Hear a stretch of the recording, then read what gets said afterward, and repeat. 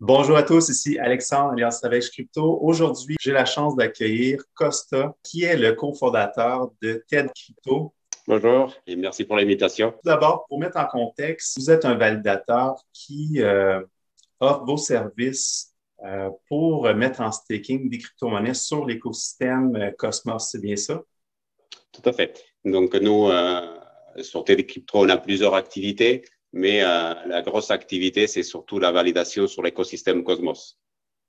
Parfait. Et puis, quelle est la raison pour laquelle vous avez décidé de partir vos services de staking sur Cosmos?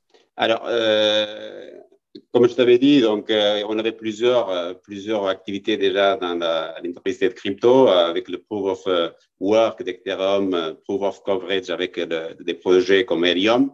Et donc, du coup, on cherchait un petit peu à diversifier. Et toujours un petit peu dans la recherche, je suis un addict de recherche sur Internet et chercher un petit peu qu'est-ce qu'on pourrait faire à chaque fois. Et donc, je creuse un petit peu sur le stacking finalement. Et comme j'étais déjà un investisseur sur l'écosystème Cosmos, je propose à mon associé d'étudier cette partie et voir un petit peu si on pouvait faire quelque chose. Et ça nous a énormément plu finalement l'écosystème et la façon comme il s'est organisé. Donc, les validateurs par chaîne et tout ça. Et donc, on a commencé à s'organiser un petit peu de façon à trouver le moyen de pouvoir rentrer donc, dans cet écosystème et pouvoir valider sur Cosmos. La première fois qu'on s'est parlé, il y a quelques mois déjà, euh, vous étiez tout petit, puis depuis peu, j'ai remarqué que vous avez fait des avancées assez impressionnantes, là, tu sais, pour le dire. Euh, Vous, avec TED Crypto, vous êtes validateur pour plusieurs crypto-monnaies, beaucoup plus que qu'est-ce que j'avais vu dans le passé. Euh, puis même là, au niveau des rangs de validateur, vous êtes au 39e rang pour Evmoz. Félicitations pour ça. Dans pas long, ben, ça va un peu enfreindre à mes règles de staking, là, de staker aux validateurs à l'extérieur du top 20, mais félicitations pour gravir les échelons comme ça. Puis même Juno, vous êtes en dessous du 100e rang. C'est tout un exploit. C'est vrai que la croissance, elle était énorme il y a très peu de temps. On va dire que TED Crypto, finalement, dans la validation, il a commencé par de petites chaînes pour faire, on va dire, bien son travail, voir comment est-ce qu'on pouvait se développer. Et c'est petit à petit, donc avec l'équipe informatique qui a développé des petites scripts entre validateurs. Et finalement, ils ont développé aussi donc, le concept qu'on avait pensé avec moi et mon associé, le TED Lotto. Finalement, ça attire les gens. C'est une petite partie fun du stacking, finalement. Donc, les gens en gros, en déléguant chez nous, on va l'attribuer finalement des petits tickets entre guillemets, de loterie et on fait un petit tirage au sort toutes les semaines et on distribue un petit peu de ces tokens de la chaîne qu'on est en train de valider. En gros, c'est ça un petit peu qui nous a relancé parce qu'on a amené quelque chose de nouveau, quelque chose de différent. On voulait sortir un petit peu on va dire, de la routine qu'il y avait un petit peu. C'était faire une monnaie, faire un airdrop de validateur. Donc, on voulait sortir un petit peu de ça parce que finalement, on s'était aperçu que quand ça arrivait ça, donc les gens, ils venaient valider chez toi, mais ils prenaient les tokens une fois que tu le faisais l'airdrop et ils le vendaient. Donc, il n'y avait pas trop aussi on va dire, d'utilité à la monnaie. Il y avait aussi l'histoire des NFT. C'était compliqué pour nous parce qu'on n'était pas connus du tout. Faire un NFT, qu'on n'était pas connus, on s'est dit, bon, c'est pas par là qu'il faut essayer de rentrer. Et donc, petit à petit, avec mon associé, on s'est trouvé avec cette idée, OK, on va faire un loto. Je pense que c'est fun. Les gens, peut-être qu'ils vont aimer, ils vont adhérer au concept. Et c'est ça, finalement, qui nous a fait aussi grimper assez vite, finalement.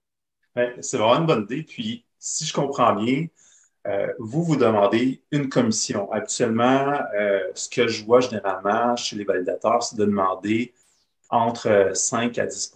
Je pense que pour la plupart là, des cryptos que vous offrez vos services, vous demandez 5 en commission. c'est bien aussi de récompenser les validateurs parce que c'est quand même un travail, là, puis on en reparlera un peu plus tard, là, d'offrir ces services-là.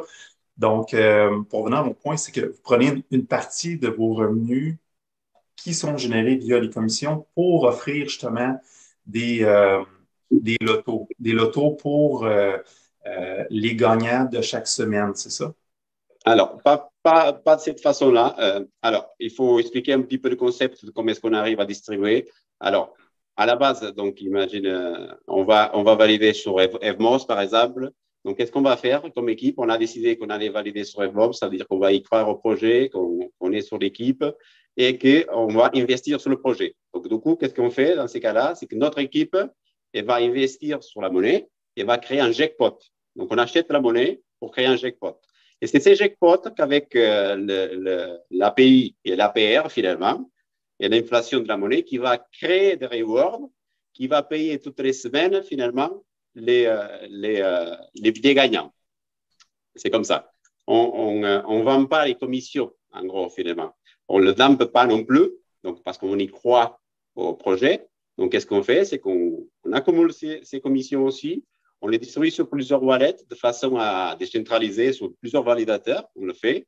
On a quelques validateurs qu'on travaille ensemble et donc, du coup, avec ces wallets, on le distribue aussi chez eux.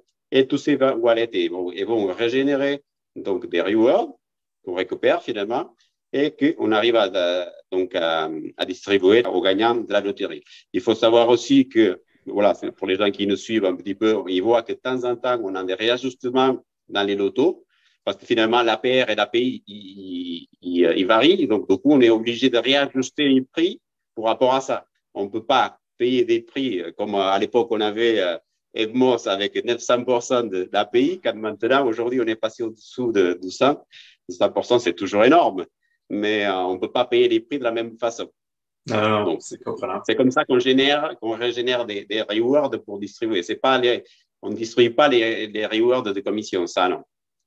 OK. On le réinvestit dans le projet. Donc, c'est un petit peu différent voilà, du dump général. OK, on récupère les commissions, on va dumper et on continue comme ça. On récupère, on le met sur plusieurs wallets. Par exemple, on a une wallet qui est alimentée au cas où, par exemple, si le jackpot il est gagnant pour quelqu'un, il faut refaire un jackpot. Donc, du coup, on a une wallet déjà préparée pour ça, de façon qu'on alimente petit à petit cette wallet au cas où. Donc, si le jackpot il sort à quelqu'un, il y a à voir le plan d'un autre jackpot tout de suite. Parfait. Donc, si moi, je décide, là, on parlait de la monnaie Evmos, j'ai des Evmos, des Juno, et puis je désire déléguer à toi. Donc, euh, comment ça fonctionne pour les jackpots? Est-ce que les récompenses sont distribuées à chaque semaine, à chaque mois? C'est quoi la fréquence de distribution? Alors, c'est très simple le procès. Le procès, donc, c'est pour faire le stacking sur Kepler, par exemple, ou sur MetaMask. Donc, on va choisir le validateur. Une des choses plus importantes, avant de valider ou avant de choisir Tête Loto, il ne faut pas choisir Tête Loto parce qu'ils font un loto. Il faut choisir Tête Loto et d'autres validateurs parce qu'ils sont en train de faire du stacking, de la validation correcte. C'est pour ça qu'on est toujours sur l'idée de distribuer donc, les tokens sur plusieurs validateurs, de partager, travailler sur la décentralisation. Et après, en surplus, on va dire, sur tel crypto, on va, donc, une fois que vous avez fait le stacking chez TED Crypto, vous allez vous connecter sur notre site, TED Loto, et qui va reconnaître votre wallet qui est bien, on va dire, stacké chez nous. Et donc, il va attribuer un nombre de tickets. Et cette tirage au sort, il se fait une fois par semaine. Donc, en sachant qu'en attendant que vous êtes délégué chez nous, les tickets de loterie ils sont valables. Donc, ils ne s'éliminent pas, ils sont toujours valables, ils continuent. Plus vous stackez, plus de tickets vous allez régénérer. Et donc, par exemple, là, Evmos, spécifiquement, c'est le dimanche. On a des tirages au sort qui sont le lundi. Ça dépend du validateur parce qu'on est en partenariat avec plusieurs validateurs. Et donc, chacun il choisit le jour qu'il veut faire son tirage au sort. Mais sur Evmos, par exemple, c'est le dimanche à 23h UTC. OK, parfait. Et puis, là, tu disais tout à l'heure, Costa, que si moi je valide avec vous, euh, donc là, je vais avoir un ticket ou des tickets, tout dépendamment du nombre de tokens que je vais avoir en staking avec toi, euh, pour réclamer les lots qui sont distribués à chaque semaine. Est-ce que je dois réclamer à chaque semaine ou je peux comme les laisser, tu sais, comme sur votre plateforme, puis disons un mois plus tard ou à une fréquence mensuelle, me connecter sur la plateforme et ensuite là, pouvoir réclamer les prix si j'ai été éligible. Est-ce qu'on vraiment on doit se connecter à chaque semaine ou c'est pas nécessaire? Alors, actuellement, donc, on essaie de faire les paiements, ils sont sur au maximum 14 jours, d'accord? Donc, normalement, ils se font en 2 ou 3 jours même, mais le maximum, c'est 14 jours parce qu'il y a une histoire de unbounding finalement sur les validateurs s'il faut récupérer des tokens. Donc, mais à la base, c'est 14 jours. Et donc, du coup, les gens, il faut qu'ils se reconnectent sur notre site pour faire claim. Et en faisant juste claim automatiquement, ils vont recevoir après, dans 2 ou 3 jours, finalement, les tokens. On est en train de travailler sur ça parce qu'on OK. veut améliorer finalement cette interface finalement de site. Donc, la priorité actuellement donc, sur la roadmap, c'est un peu ça, c'est développer donc, une connexion Kepler MetaMask donc, unique où l'utilisateur arrive et avec sa connexion, il arrive à voir tous les tokens qu'il est en train de valider chez nous, chez un validateur partenaire et qui peut générer les claims donc directement sur toutes les chaînes et pas faire une à chaque fois. Donc, on travaille sur ça, c'est notre priorité. On sait que l'interface finalement du site, il fait beaucoup avec l'utilisateur et Mhm. voilà, comme on disait tout à l'heure, la croissance elle était exponentielle. Donc, on essaie d'accompagner un petit peu cette croissance aussi pour améliorer. Et on va sortir la roadmap de toute façon dans quelques jours, sur les 3 prochains mois, pardon, de façon à voilà, avoir les étapes qu'on veut implanter sur le site et voilà, des idées un petit peu qu'on va essayer de ramener sur l'écosystème Cosmos aussi. Ah ben, c'est super si c'est pour améliorer l'expérience là, des gens qui mettent en staking avec vous. Donc là, tu disais que tu as rallongé la période de réclamation cet été, puis là, tu l'as raccourci à 14 jours. C'est bien ça? Fait que les gens qui euh, peuvent réclamer le jackpot de la semaine ont 14 jours pour réclamer. Alors, à la base, les 14 jours, c'est la période d'onboarding sur les wallets si on a besoin de renforcer donc pour faire les paiements. Donc, c'est pour ça qu'on donne les 14 jours maximum pour faire le paiement. Ça dépend de la chaîne, hein, mais voilà, sur MOS 14 jours, sur Juno 21 jours, c'est en fonction de la chaîne. Et ça, c'est la période de paiement. Donc, on donne normalement un mois pour faire le claim. OK. Depuis le tirage au sort. Et pendant l'été, on a prolongé tout ça jusqu'à fin septembre. Tous les tirages au sort qu'ils ont fait, ils sont faits pendant l'été. Comme on sait que les gens ils se déconnectent un peu, ils partent en vacances Ouais, et tout ça, profiter de on l'été. avait prolongé cette période jusqu'à fin septembre pour qu'ils puissent faire le claim normal de tous les tirages qui sont derrière nous, quoi. OK, génial, bonne idée. Même moi, personnellement, cet été, j'ai un peu décroché, là. Puis à un moment donné, c'est juste bon de ne pas toujours être devant son écran, puis de profiter de la vie aussi, là. Donc, je pense que c'est une bonne idée. En allant visiter ton site web, j'ai remarqué que vous présentez les membres de votre équipe. C'est super génial. Je pense que c'est la première fois que je vois un validateur dont les membres de l'équipe sont connus. Tu peux-tu me parler un peu de ton équipe, justement, puis de me dire aussi où vous êtes basé physiquement, où sont vos serveurs, puis où vous travaillez? Alors, Tête Crypto, elle est composée, on va dire, pour deux cofondateurs. C'est moi-même, JC, sur le réseau Telegram et tout ça, et Twitter. Et après, il y a Luis, donc Georges Lopez, qui est un cofondateur aussi. Donc, il faut dire aussi que TED Crypto, le nom TED Crypto, c'est un petit hommage à nos enfants. Mon fils, il s'appelle Thiago, un T, le fils de mon associé, Luis, Mhm. il s'appelle Edmundo, donc c'est pour ça TED, donc ça vient de là, non? Et donc, nous, OK. on est les cofondateurs, on est à la tête de l'entreprise. Et après, on a James, qui est donc un YouTuber finalement qui est énormément investi sur toute la partie de développement et toute la partie d'airdrop, de recherche et tout ça de l'écosystème Cosmos, qui nous a rejoint dans l'aventure finalement, parce que il nous a retrouvés en milieu de l'aventure, on va dire, à moi et à Luis. On avait sympathisé, on avait fait voilà, des vidéos ensemble, donc en off, pour parler de l'écosystème et tout ça. Et c'est vrai qu'il partageait énormément des idées que nous, on partage aussi. Et donc, on a, avec son expérience aussi due à sa profession, on l'a intégré dans l'équipe donc, pour la partie stratégique. Donc, il y a moi et lui sur la partie stratégique et sur la partie d'aider tous les délégants qui parlent pas tout français. Donc, moi, j'aide énormément sur la partie française, sur la partie espagnole et portugaise. James, il est anglais, donc sur la partie anglaise, et comme il a travaillé en Chine pendant quelques années, donc il parle donc le mandarin, donc il est sur cette partie aussi. Et après, on a Luis qui c'est la tête donc du côté informatique. Lui, il lidère donc son équipe. C'est lui, on va dire, qui prend les décisions de la partie informatique avec forcément son équipe. Mais nous, on est un petit peu sur la partie donc stratégique finalement. Okay. Donc, c'est pour ça que voilà, on se présente un petit peu sur le site. On est basé au Portugal parce que donc nous, les deux cofondateurs, on est d'origine portugaise. Donc, on est basé au Portugal et même si James, il est actuellement en Angleterre, mais nous, les cofondateurs, donc on était à la base portugais et on s'est basé au Portugal et on travaillait de là-bas.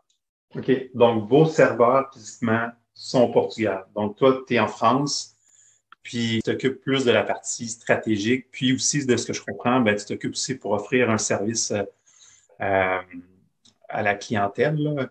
Donc, tu n'as pas besoin d'être physiquement là, au Portugal pour être avec tes serveurs. Non. En gros, finalement, donc, la partie de la stratégie que moi et James sont en couple, on discute aussi avec lui, forcément, parce qu'il est aussi cofondateur. Mais lui, il est toujours tourné sur la partie informatique. Donc, lui, voilà, il est basé au Portugal. Et tous les serveurs et tout ça, il le gère de là-bas avec toute l'équipe. Ils sont un petit peu partout, les serveurs, forcément, pour éviter un petit peu les risques. Et toute la partie, donc, réunion et tout ça, on essaie de s'organiser un peu le plus possible avec des horaires convenables pour rapport surtout à James, parce qu'à l'époque, il était en Chine, donc c'était pas facile à trouver des horaires compatibles. Mais bon, maintenant qu'il est revenu en Europe, donc c'est beaucoup plus facile. Et donc, l'équipe principale, on va dire, elle est là et elle se présente. Elle est proche de la communauté. C'est ça qu'on veut faire aussi. Parce que moi, quand j'étais, on va dire, juste délégué chez quelqu'un, j'ai travaillé un petit peu comme ça. J'ai essayé d'aller vers le délégateur, avoir des informations, parler avec lui. Est-ce que lui, il peut nous fournir toujours des informations? Est-ce qu'on peut discuter avec le validateur finalement? Et nous, on essaie de faire cette partie finalement, d'être le plus proche des délégués, de façon à qu'ils puissent nous rencontrer le plus facilement possible sur Telegram, sur Twitter, en plusieurs langues. Donc, on essaie d'être voilà, avec la communauté, quoi. C'est super. Et puis, je me demandais, Costa, pour devenir un validateur, qu'est-ce que ça prend? Est-ce que c'est quelque chose qui est possible de faire pour le commun des mortels qui, disons, qui ont des bases minimales en informatique, ou ça prend vraiment là, des infrastructures puis des connaissances pour le faire? On va dire que la réponse générale, oui, ça peut être pour tout le monde. Et après, quand on va chercher, on va dire, plus le C de la réponse, c'est plus difficile forcément. Parce qu'il faut avoir des connaissances informatiques, donc c'est pour ça qu'on a une équipe d'informaticiens. Donc il faut avoir surtout des connaissances sur des CLI actuellement, donc qu'ils appellent c'est les Command Line Interface. Donc c'est un petit peu des connaissances sur DevOps aussi. Donc c'est un petit peu de connaissances sur la sécurité, cybersécurité. Pour ça, il faut avoir des équipes qui font ça, quoi. Moi, personnellement, c'est pas du tout ma profession. Donc, du coup, cette partie, je la délègue. Mais il faut avoir des gens qui connaissent voilà, ces milieux-là, quoi. Donc, après, la grosse difficulté, même si c'est accessible à tout le monde, parce qu'on peut tout apprendre, L'information, elle est disponible sur Internet, elle est disponible sur la documentation de tous les projets. À chaque projet, à chaque blockchain, vous avez une documentation où vous allez trouver le hardware nécessaire, les logiciels nécessaires et tout ça. La grosse difficulté, on va dire, de l'écosystème Cosmos, c'est qu'il y a la chaîne de validation pour être en secte active et elle est bloquée à un nombre exact de validateurs. Et donc, il faut toujours être en set active pour qu'on puisse distribuer des rewards, finalement, à nos délégués. Si on n'est pas en set active, on ne peut pas distribuer des rewards. Donc, forcément, le délégué ne va pas venir chez nous. Donc, la difficulté, c'est ça, c'est de rentrer sur le set active. Donc, par exemple, sur Atom, nous, on veut être sur Atom, mais actuellement, c'est pas possible. Donc, on est à la recherche d'une baleine, si vous connaissez, ou de quelqu'un, un grand investisseur. On est toujours à la recherche. On a toute la documentation préparée pour ça aussi. On travaille là-dessus.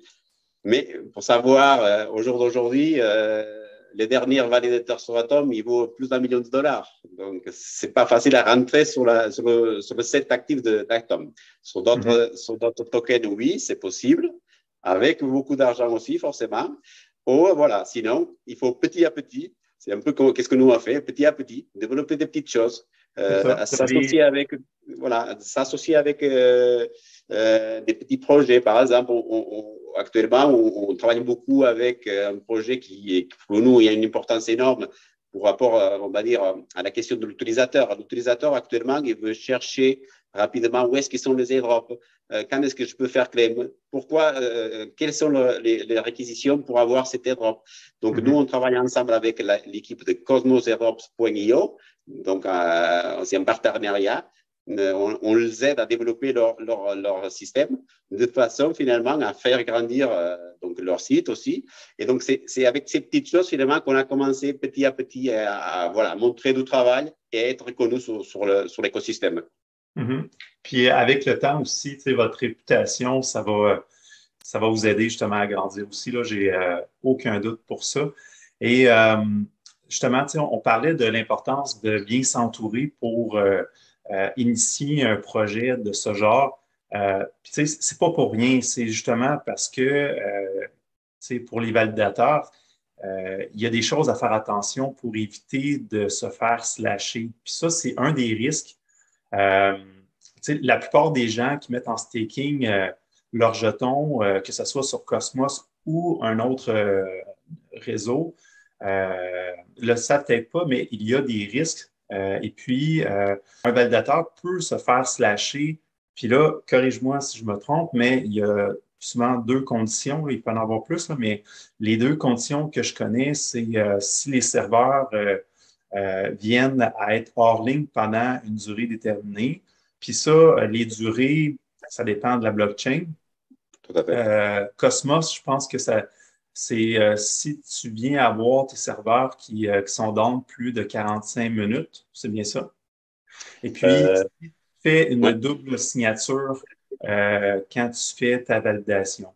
Donc, d'avoir une équipe qui est solide et qui a des bonnes connaissances en informatique, ben, c'est un peu un gage de garantie pour les investisseurs qui vont mettre en staking leurs jetons avec vous.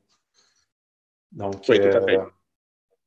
En gros, il faut savoir, il faut que les gens ils sachent que le stacking, il y a un risque aussi, forcément.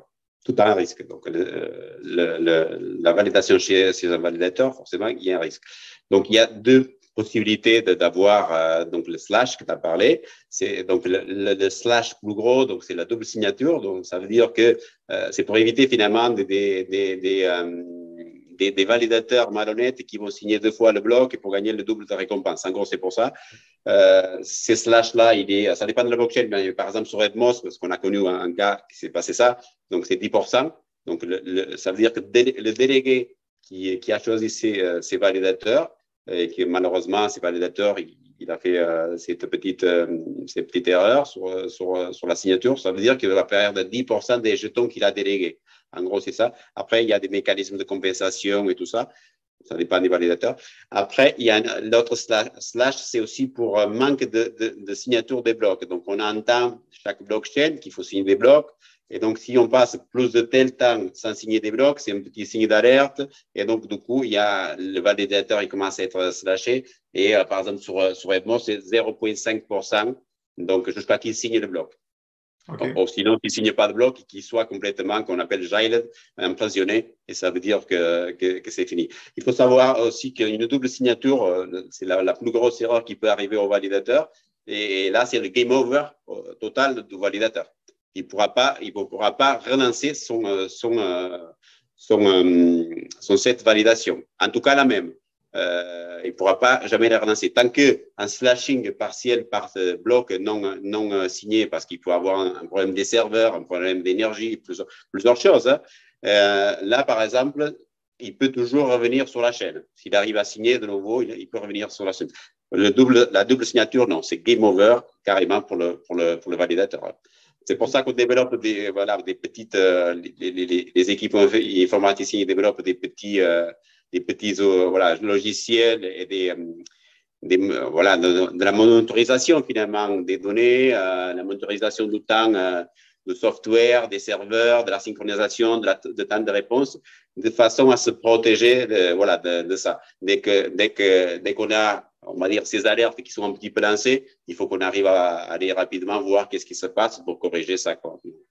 Puis, toi, en tant que validateur, qu'est-ce que tu peux faire pour éviter de te faire slasher, que ce soit là, pour t'assurer que tes serveurs soient toujours fonctionnels, puis aussi pour que ton code fait en sorte que jamais tu fasses de double signature. Y a-t-il des mesures que vous mettez en place pour s'assurer que vous protégez bien les investisseurs qui mettent en staking avec vous?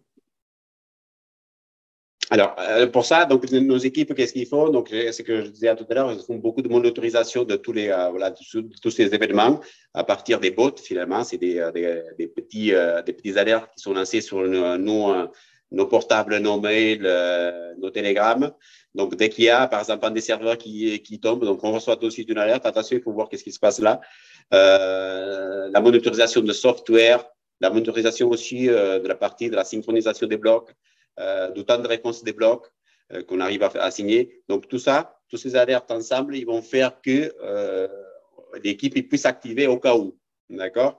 Donc, on a un suivi aussi. Donc, les équipes, ils sont en train de travailler. Donc, forcément, ils sont sur la blockchain et ils voient qu'est-ce qui se passe. Mais quand il y a des périodes d'absence pendant 2-3 heures, parce que l'équipe n'est pas là, il est en train de faire autre chose, on a ces petits bots qui s'activent de façon à que s'il y a quelque chose, qui nous alerte pour avoir le temps de le faire. Il faut savoir que juste la double signature, on va dire que c'est crucial, c'est le moment qui se fait, mais sinon, le temps de réaction, il est quand même assez important. Avant de manquer, on va dire, un slash par manque de signature de bloc, il y a un temps encore avant d'arriver là, pour qu'on puisse réagir. Le problème, par exemple, on peut suivre toujours sur Minscan, par exemple, on peut suivre donc l'uptime du validateur. On peut suivre donc les blocs qui sont signés, s'il est uptime à 100%, s'il est à 90%, on peut suivre ça.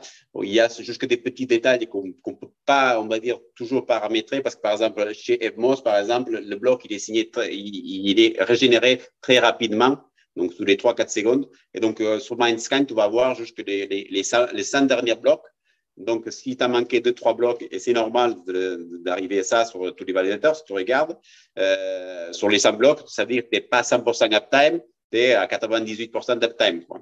Donc, parce que la blockchain, elle est tellement, la génération de blocs est tellement rapide que tu vas voir qu'il est 100 blocs. Sur d'autres blockchains, donc, le bloc, il va prendre beaucoup plus de temps à être signé. Donc, on peut avoir un uptime plus, on va dire, espacé, quoi. OK. Ça, c'était une de mes questions, là, Costa. Pour voir le uptime. Donc, uptime, ça fait référence là, au fonctionnement en continu de vos serveurs. Tu nous recommandes d'aller sur Minscan, c'est bien ça? Alors, sur Minscan, donc on va sur minscan.io Et donc là, on va choisir la chaîne et on peut voir donc tous les paramètres finalement. On peut voir les blocs, les validateurs, le dashboard. On peut voir les conditions de slashing de chaque chaîne. On peut voir aussi finalement donc l'inflation de token, l'API du token. Tout ça, on peut le consulter. Parfait. Donc, puis le consulter pour le validateur spécifique. Donc, si moi, Tout à disons, fait. j'ai pas des jetons en staking avec toi encore, puis je me dis, bon, ben, je vais faire mes recherches parce que c'est important avant de choisir un validateur de toujours faire ses recherches, on le dit assez. Fait que là, la première ressource qu'on pourrait se diriger, ça serait d'utiliser Minscan, puis aller voir justement si vous avez un bon historique justement par rapport au uptime. Tout à fait. Et Avec voir Minscan, si vous avez déjà été slashé dans le passé. tout à fait. Et avec Minscan, on peut voir aussi, donc, si le validateur il vote, à chaque vote de gouvernance, combien de fois il a voté. Après, il faut faire un petit peu attention parce qu'il y a certains validateurs qui sont rentrés un petit peu plus tard sur la blockchain, donc ils n'ont pas voté depuis le départ. Imagine-toi que depuis le départ, il a eu 45 votes de gouvernance et s'il est rentré qu'il y a 2 mois, il a voté que 25, on va dire. Donc, on peut voir s'il est actif dans les votations depuis qu'il est rentré ou pas.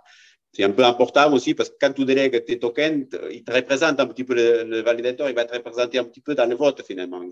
C'est aussi important de choisir le validateur en fonction de ça.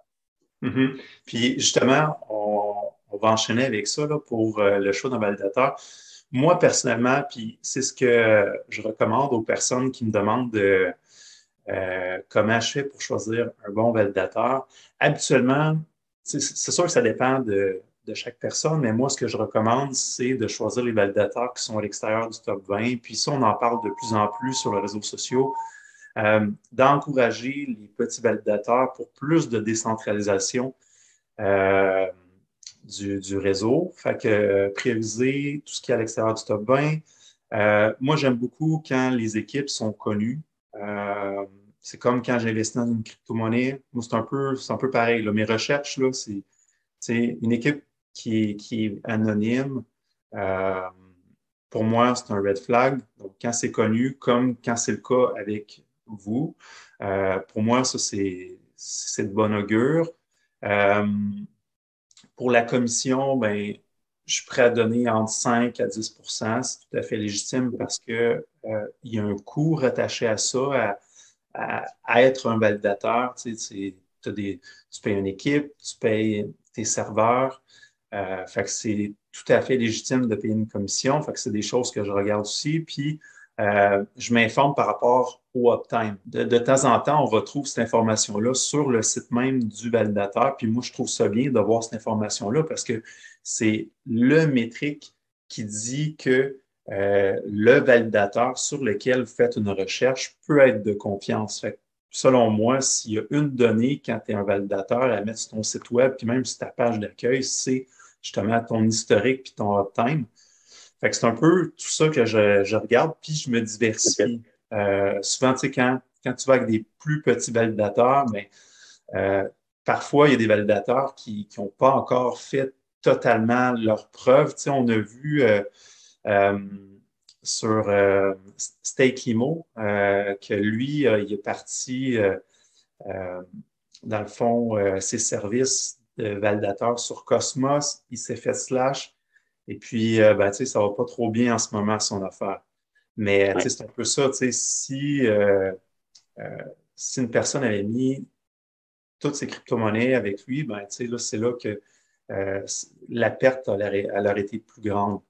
Mais fait que c'est un peu tout ça que je regarde. Toi, de ton côté, en tant que validateur, tu as mentionné un autre point que je n'ai pas souligné puis que je ne portais pas vraiment attention, mais ça fait du sens là, de s'assurer que le validateur sur lequel tu veux mettre en staking tes jetons participe au vote de gouvernance. Je pense que c'est vraiment important d'avoir un validateur qui est engagé aussi, qui n'est pas là juste comme pour faire la commission puis c'est comme se balancer du reste, là, mais d'être aussi actif dans les votes de gouvernance.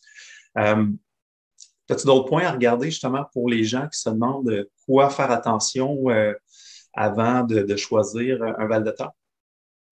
Alors, moi qu'est-ce que je conseille tout de suite, on va dire, c'est décentraliser. OK? Ça veut dire partager vos tokens sur plusieurs validateurs. Ça, c'est déjà une sécurité, c'est diversifié. Après, qu'est-ce que je conseille toujours pareil, c'est de sortir un petit peu de top 1 parce que c'est voilà, les exchanges, normalement, Binance, Coinbase, Kraken, qui sont sur la custodie. Des fois, ils prennent même 100% de la commission, donc ça veut dire que vos rewards, ils ne sont même pas là, et c'est eux qui le prennent. Donc, après, voilà, choisir plusieurs validateurs. La commission 5% actuellement, c'est un petit peu la règle générale, pratiquement sur toutes les chaînes, à part les SEX, donc les exchanges centralisés. Des fois, voilà, ils prennent des commissions différentes, mais voilà, ça ne les intéresse pas à avoir des petits délégués finalement. Ils sont sur des remontants. Donc, il y a quelque chose aussi d'important, c'est que si on et c'est quelque chose qui est en train de courir sur les rumeurs, sur l'écosystème, c'est que les prochaines airdrops, ils vont être un petit peu basés sur ces snapshots, ils vont être basés un petit peu sur ta délégation.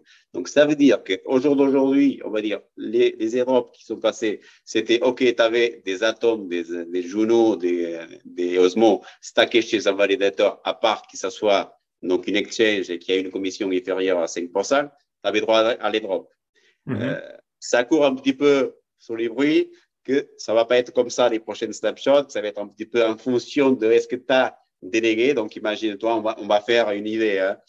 C'est surtout Nomic qui est en train de lancer cette idée. Je pense qu'il y a d'autres projets qui vont la prendre. Tu vas recevoir ton airdrop en fonction de où tu as délégué. Imagine-toi qu'on va mettre une échelle sur 3-4 niveaux. Donc, tu vas recevoir 100 tokens si tu as délégué sur le top 20, mais si tu as délégué entre le 20 et le 50 validateurs, tu vas recevoir 250. C'est une façon de décentraliser. Que les gens ils s'intéressent un petit peu aux autres validateurs. Et comme tu dis, voilà, toujours pareil, chercher à avoir vos validateurs en direct, à parler avec eux. C'est une façon de les connaître, de travailler aussi avec eux. Toujours pareil aussi, nous, on aime beaucoup voilà, le petit rapprochement. Donc, on essaie de donner des réponses assez rapides aux gens dans le possible. Et sinon, voilà, en dehors de top 20, c'est qu'on appelle à tout le monde à faire parce qu'on sait bien que le top 20, il est géré actuellement pour des grosses entreprises. Le mot d'ordre ici, ça serait vraiment de prioriser le top 20.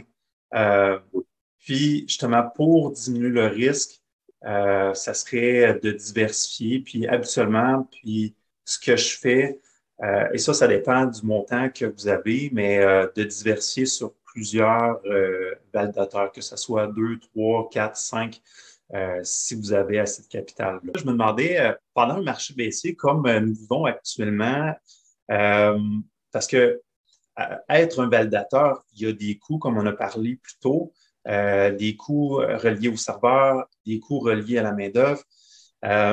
Est-ce que avec la commission de 5% que vous demandez, c'est pour aux gens qui délèguent leurs jetons sur Cosmos, est-ce que vous arrivez quand même à être rentable pendant un marché baissier?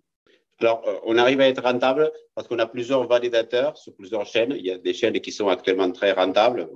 Tout le monde le sait, Edmos, Juno, parce qu'il y a un API assez important. Donc, là, on arrive à être rentable. Sur d'autres chaînes, on n'arrive pas encore à être rentable, mais comme l'entreprise TED, on arrive à être rentable. Après, c'est toujours pareil. Quand on a pensé donc à développer les validateurs, on savait très bien que ça serait sur un marché qui est baissière, ça serait difficile, qu'il fallait tenir le plus possible. Les validateurs ont suivi un petit peu comme tout le public finalement. Hein. Donc, c'est là qu'il faut développer. Nous, on insiste sur ça. C'est là qu'il faut être présent.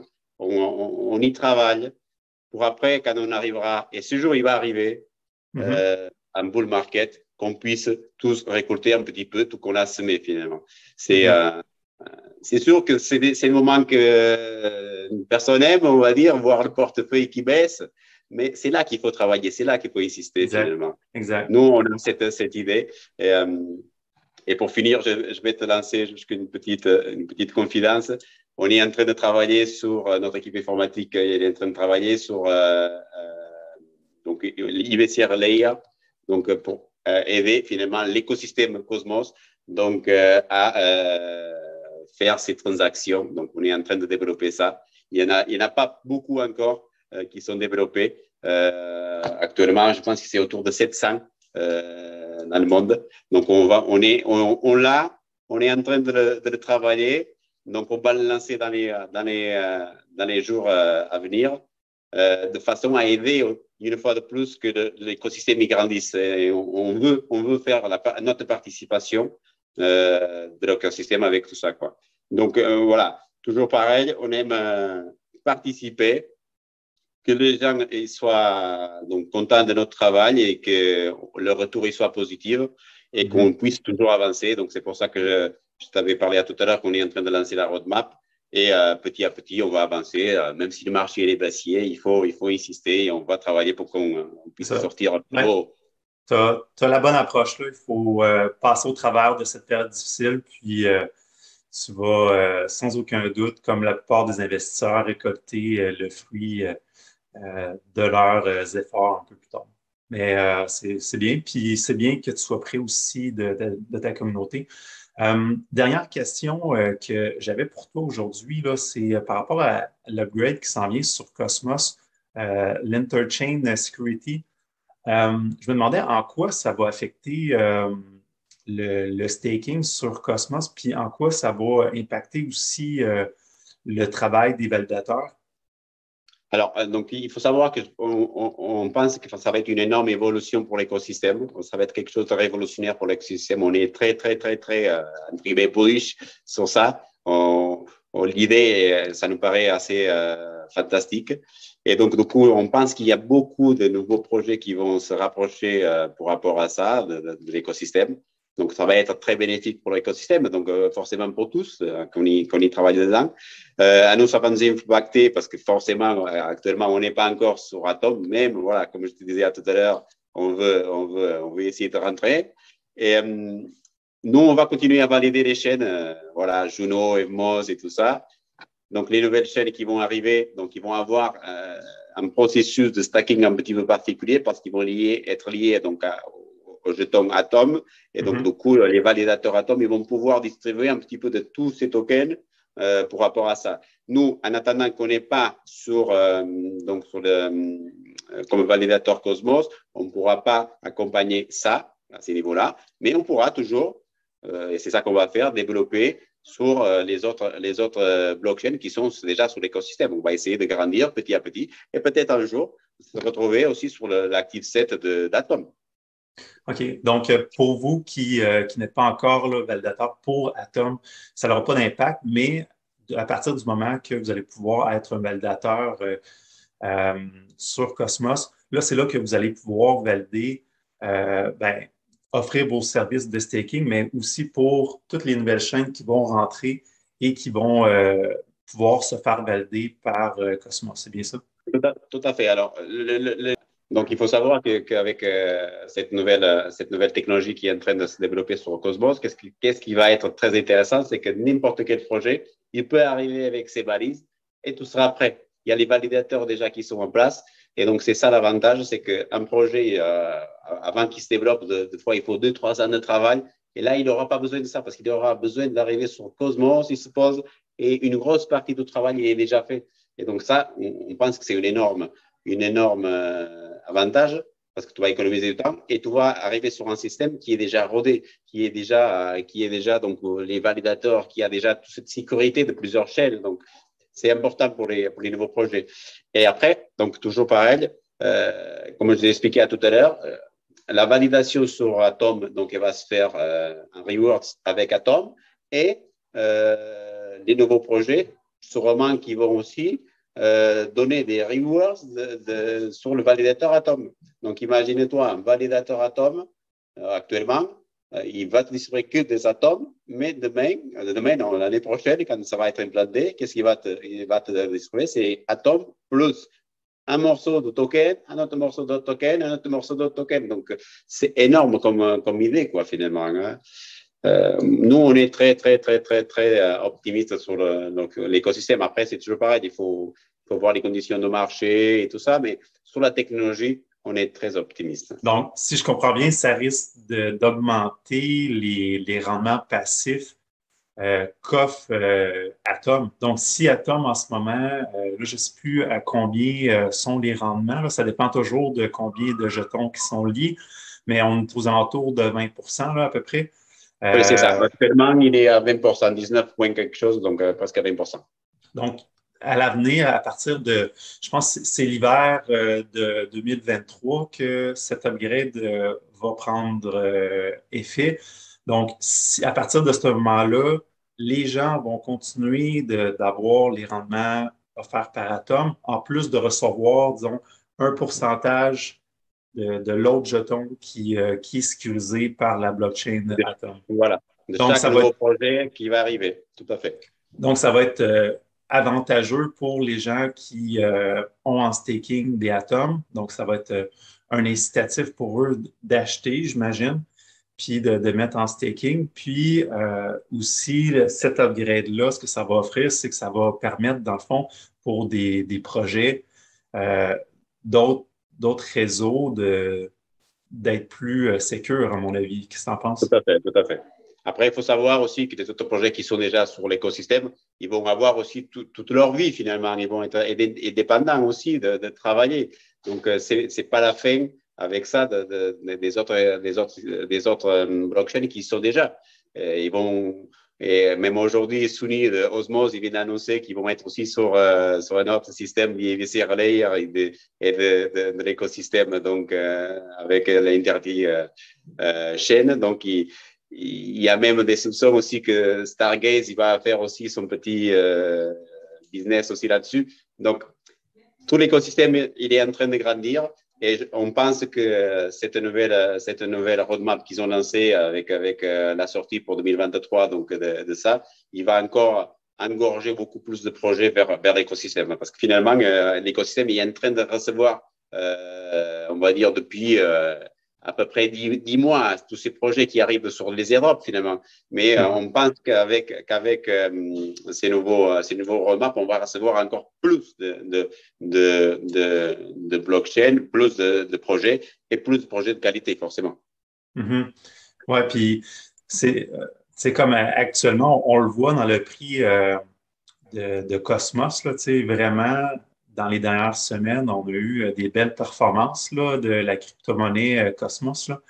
C'est sûr que c'est encore loin, tu sais, l'upgrade qui est à venir, là, mais moi aussi, je suis très optimiste par rapport là, à Atom et puis quasiment à tous les jetons qui sont sur Cosmos.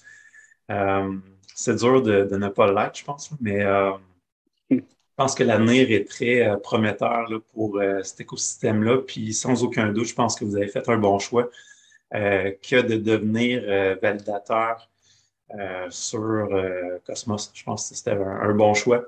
Et puis, avant de terminer, est-ce que tu aurais d'autres points qu'on n'a pas abordés lors de cette entrevue que tu aimerais discuter avec nous?